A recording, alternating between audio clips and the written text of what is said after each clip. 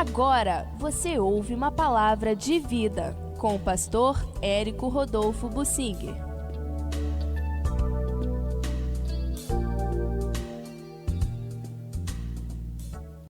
Reação de cada tipo de pessoa em um momento difícil. Momentos cruciais são determinantes para cada tipo de pessoa. E nós precisamos estar a par disto. Nem todas as pessoas são iguais, cada uma é diferente da outra. E se nós estamos juntos no Senhor, em algum momento de tribulação, ataque, acidente, dificuldade, um problema sério, cada pessoa vai reagir de uma maneira diferente. Por exemplo, quando uma casa está desabando, uma chuva muito forte está trazendo uma calamidade na nossa região, ou quando há um acidente num ônibus, cada pessoa vai reagir de uma determinada maneira.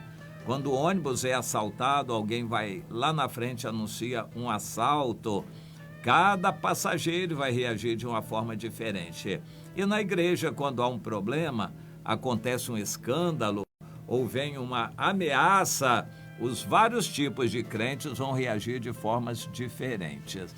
Quando tudo vai bem, aparentemente nós estamos bem, nos conformando um com o outro, convivendo, resguardando o direito do outro, mas em algum momento de turbulência, as pessoas vão reagir de formas as mais diferentes. O Brasil vai passar por turbulências.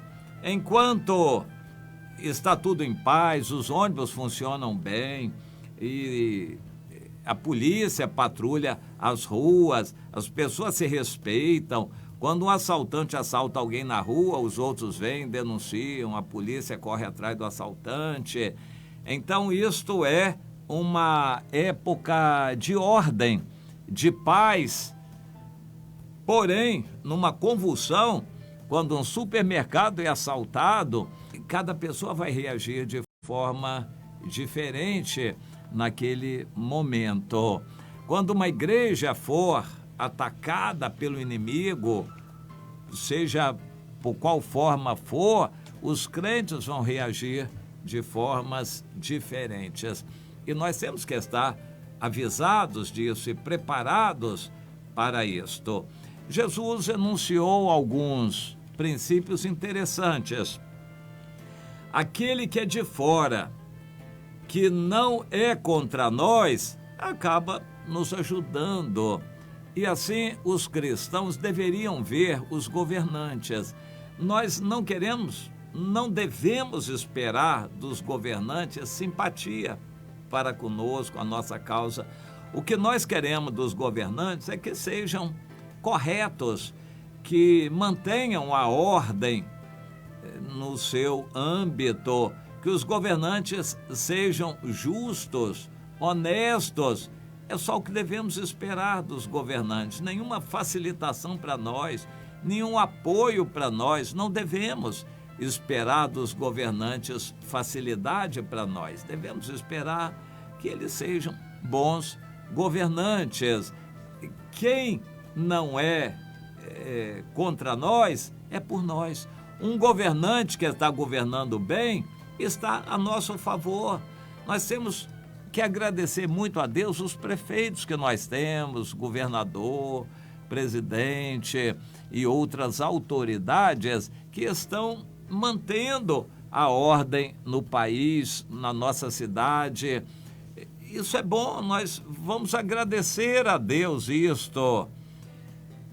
Outro princípio que Jesus enunciou é o seguinte: aquele que está conosco, que não ajunta, em um momento de crise ele vai espalhar. Crentes que não estão somando, não produzem fruto, eles não têm compromisso, assistem reunião, mas não estão necessariamente conosco. Você pode saber que em um momento de dificuldade ele vai virar um Judas, ou pelo menos um Demas, que abandonou o presente século, amou o presente século e abandonou a Paulo. Mas o Demas estava junto, ajudando, mas lá pelas tantas ele se afastou e pode ter sido inimigo. O Alexandre o Latueiro causou muitos males ao apóstolo Paulo, falou muito mal do apóstolo Paulo. Nós temos muitos Alexandres e Demas e Judas no nosso meio evangélico. Mas será que a gente pode saber e prever quem são essas pessoas para a gente se prevenir contra elas? Claro, Jesus disse, pelos frutos se conhece a árvore. Você já está com o irmão há 2 anos, comece a observar a vida dele, os frutos da vida dele, a família. Ele está bem na família, se entende, sendo um homem, com a esposa, filhos, como está a vida dele em família. A vida financeira, ele é uma pessoa equilibrada, correta, paga tudo, com a vida direitinha. E com relação aos frutos, ele trouxe alguém para a igreja, ele visita os irmãos, ele mantém um ambiente de humildade, bom relacionamento com os irmãos. Isso, para mim, já é suficiente. Uma pessoa que não tem bom testemunho na área financeira, que não tem bom testemunho na família e que no nosso meio já há algum tempo não produz fruto nenhum, você pode ter certeza. Em algum momento, em alguma discussão, bate-boca, algum problema, algum escândalo, ele vai se levantar contra nós. Uma pessoa que conosco não ajunta, em algum momento vai espalhar e vai ser muito triste. A gente teve um trabalho grande de ajuntar e vem outro e espalha. Eu, na minha história, já lembro de várias, infelizmente, são muitas. As pessoas que já estiveram no nosso meio não trouxeram ninguém, mas eles espantaram e escandalizaram muitos. Eles não ajuntaram, mas só espalharam. Mas e nós? Nós ficamos, às vezes, sem jeito de lidar com esse tipo de pessoas e acabamos sendo vítimas.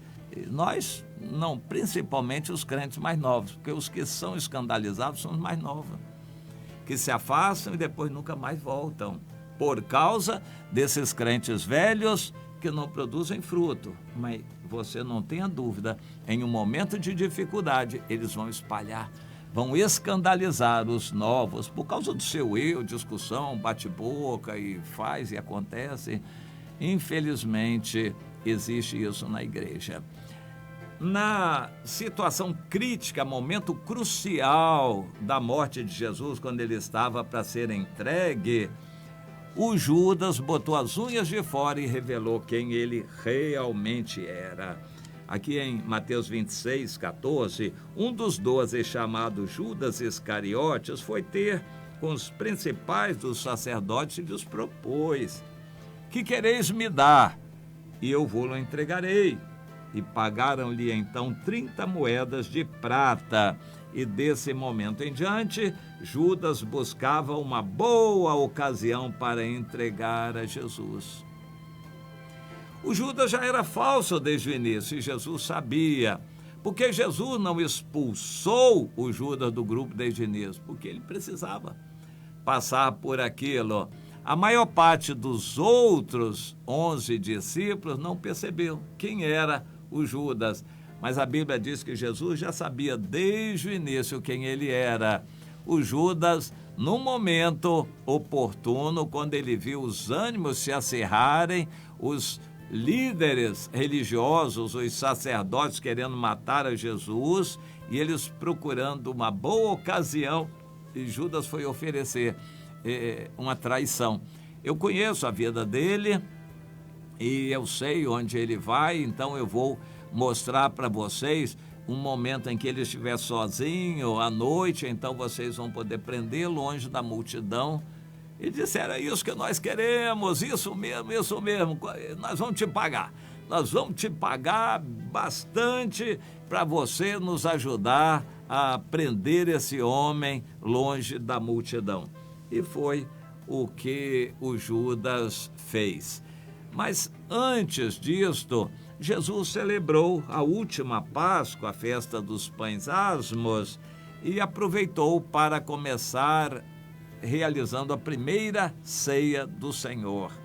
Aquele momento era muito importante. Jesus disse: eu tenho desejado ansiosamente celebrar essa Páscoa com vocês, porque eu digo que dessa hora em diante eu não vou mais beber esse cálice, não vou mais me assentar à mesa com vocês até que realize a ceia verdadeira no reino de meu Pai. E então, com um pesar no coração, celebrou aquela Páscoa e aproveitou para revelar aos seus discípulos o seguinte: o Filho do Homem vai, como está escrito a seu respeito, mas ai daquele por intermédio de quem o Filho do Homem está sendo traído. Melhor lhe fora não haver nascido. Jesus começou a revelar quem era o Judas. Dali a pouco o Judas saiu e foi embora, e todos ficaram sabendo que era ele o traidor. E não demorou muito, Judas veio com a turba de soldados enviados pelos sacerdotes para prender a Jesus. E Jesus então disse: essa noite todos vós vos escandalizareis comigo, porque está escrito: ferirei o pastor e as ovelhas do rebanho ficarão dispersas. Mas vocês tenham bom ânimo, depois da minha ressurreição, irei adiante de vós para a Galileia. Jesus queria dar essas instruções. O Pedro se levantou, se encrespou, o eu cresceu dentro dele. Olha aqui, a obra de Deus não é feita por força nem por violência, não é pelo eu, não é com protagonismo de ninguém, não é com valentia de nenhum grande que vai fazer e acontecer. Quem faz a obra de Deus é o próprio Deus através do Espírito Santo. E o Pedro passou aquela vergonha. Ô Pedro, você vai me defender? Não vai passar essa noite sem que você me negue 3 vezes. Mais adiante, Jesus foi orar, e aquela oração pesada, difícil, ele sofrendo, e abriu o coração. Vocês não puderam orar nem uma hora? Orem comigo, me ajudem em oração, vigiai para que não entreis em tentação. Bem, os discípulos estavam dormindo, não conseguiam orar, e a turba já estava vindo com Judas. Logo chegou, prenderam a Jesus. Aqueles outros discípulos ficaram sem saber o que fazer, acabaram fugindo, e a situação ficou difícil. Vários tipos de pessoas naquela hora agiram e reagiram de formas diferentes. Nós não conseguimos prever o que vai acontecer no caos. Quando alguém gritar dentro de um cinema, um teatro, um salão de igreja, onde as pessoas estão reunidas, fogo! Quando alguém gritar fogo, muitos certamente vão entrar em pânico e vão tentar correr, fugir. Pode até ser que o pânico gere alguma morte ali, as pessoas fiquem pisoteadas no desespero de fugir. Não se sabe o que vai acontecer no momento de crise. Deus quer nos preparar para isto. Nos momentos de ordem, de paz, vamos conhecer os irmãos. E eu vou repetir para encerrar. Um irmão que aparentemente é quietinho, mas ele não soma conosco. Em algum momento ele vai subtrair. Quando a crise chegar, ele pode se levantar contra nós. O Judas estava muito quietinho. Naquele momento se levantou contra Jesus.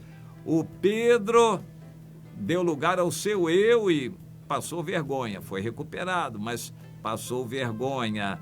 Os soldados dos sacerdotes estavam mais querendo prender a Jesus. Num momento difícil, cada pessoa vai revelar o que tem dentro de si. Mas nós não temos que esperar as emergências acontecerem. Nós temos o dia a dia para conhecermos as pessoas. Por isso, a comunidade é a vida de pessoas em comunhão. Nós temos que conhecer bem as pessoas, como elas são na sua casa, em família, o seu gênio em família. Nós temos que conhecer a situação da fraqueza, os pecados de cada irmão. Por isso existem células, para a gente conviver e conhecer bem um ao outro. Nós vamos saber exatamente quem são os Judas do nosso meio, quem são os carnais que vão querer se levantar para serem heróis na hora da dificuldade. Nós vamos conhecer bem quem dá fruto, quem tem o domínio próprio e aquele que conosco não ajunta. No dia a dia nós vamos saber bem mesmo quem conosco não ajunta. E você pode saber, em algum momento ele vai tentar espalhar, vai ser usado pelo inimigo para espalhar. A igreja é um corpo de pessoas que se conhece, se aperfeiçoa na unidade, que abrem o coração, se derramam e querem e buscam essa intimidade para se conhecerem bem. Nós precisamos conhecer muito bem os irmãos que estão conosco. Igreja não é só reunião, não. Igreja é muito mais a convivência, a comunhão. Vamos conhecer muito bem quem está conosco.